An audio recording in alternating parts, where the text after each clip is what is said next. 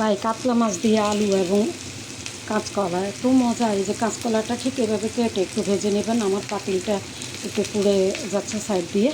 তো আলু এবং কাঁচকলা আমি ভেজে নিচ্ছি। এখানে কিছু ভেজে তুলে রেখেছি। ভাজা তেলের মধ্যে এরকম একটু কালো জিরা দিয়ে দিবেন। এটাকে তো কালো জিরাই বলে। তারপরে পেঁয়াজ দিয়ে দিবেন। পেঁয়াজটা একটুখানি লালচে রং যখন ধারণ করবে তখন আদা রসুন পেস্ট, তারপরে পেঁয়াজ সব কিছু দিয়ে মাছটাকে কষিয়ে নেবেন। আমি দুঃখিত, মোবাইলে চার্জ না থাকার কারণে মাঝখানে আমি দেখাতে পারি নাই। আপনারা মাছটাকে হয় ভেজে নেবেন হলুদ মরিচ মেখে, আর না হয় আপনারা তেলের মধ্যে ভালোভাবে কষিয়ে নেবেন। আর সবজি ভাজাটা তো দেখিয়েছি। খুব ভালোভাবে মাছটা কষিয়ে নিয়ে তারপরে আপনারা ওই যে ফোড়ন দিয়ে কলাটা দিয়ে দিবেন, দিয়ে মাছ দিয়ে দিবেন।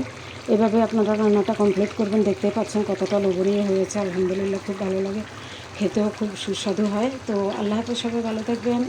আসসালামু আলাইকুম।